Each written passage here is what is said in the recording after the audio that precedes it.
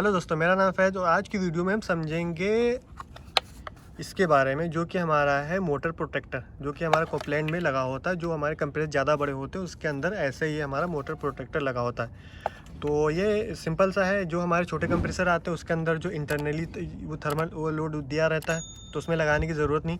लेकिन इसमें एक जो हमारे जो बड़े कंप्रेसर होते हैं उनमें जो है इस टाइप के 2 पॉइंट दिए रहते हैं। ये 2 हमारे पॉइंट इस वजह से दिए रहते हैं, यहाँ पे इंटरनली वाइंडिंग से एक वो जो सेंसर होता है वाइंडिंग के ऊपर वो कनेक्ट रहता है, यानी उससे वहाँ पे उसको ऐसा लगाया होता है कि जो वाइंडिंग का टेम्परेचर है वो जो है यहाँ पे से वो करता है, सेंस करता है।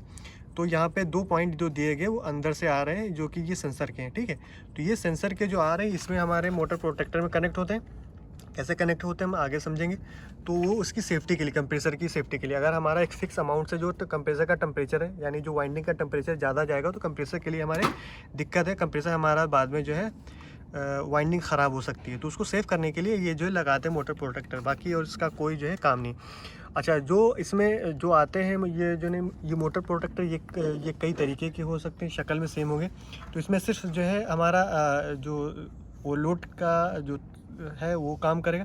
इसमें जो है वो नहीं दिया गया है। कोई में आते हैं यहाँ पे L1 L2 L3 दिया रहता है, जो कि फेस सीक्वेंस का भी काम करता है। ये सिंपल है, इसमें फेस सीक्वेंस नहीं है। तो वो होगा तो उसमें भी ऐसे कनेक्शन करेंगे, जो हमारा कनेक्शन है वो सेम रहेगा बस। और बस यहाँ पे जो 3 सप्लाई दिए रहेंगे L1 L2 L3 वो उठा करके हम दे देंगे डायरेक्ट, यानी हम उठा करके दे देंगे, ठीक है। तो यहाँ पे हमने देखो जो ने वो कनेक्शन जो किया है देख लो, बहुत सिंपल है, आप ये समझें।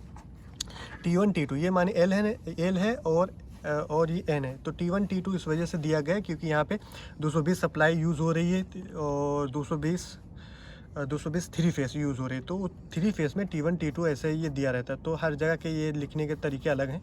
बाकी ये जो है 220 सप्लाई है, जो यहाँ पे आप कनेक्शन देखें यहाँ पे लिखा है सप्लाई, तो इस पर हम सप्लाई 220 दे देंगे, जैसा कि यहाँ पे लिखा है 115 से और 230 वोल्टेज दे सकते हैं 50 हर्ट्ज़ में, और 120 से 240 वोल्ट दे सकते हैं 60 हर्ट्ज़ में। तो ये इतना वोल्ट हम दे देंगे, ठीक है। तो हमारा यहाँ पे सप्लाई इसको मिल जाएगी। ये हमारा मोटर प्रोटेक्टर अपना इंटरनली जो सिस्टम इसके मैकेनिज़्म लगा वो चालू हो जाएगा, ठीक है।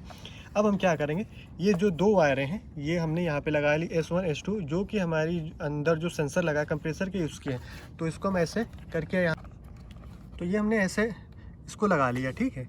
अब यहाँ पे क्या देखो, हमने इसको जो है सप्लाई देनी थी, 220 सप्लाई दे दी, मैकेनिज़्म चालू हो गया। ये 2 वायरें हमारी इस सेंसर की लगी, जो कि इंटरनली वाइंडिंग के अंदर इसके जो है अंदर कनेक्ट है, और हमने यहाँ पे लगा दिया।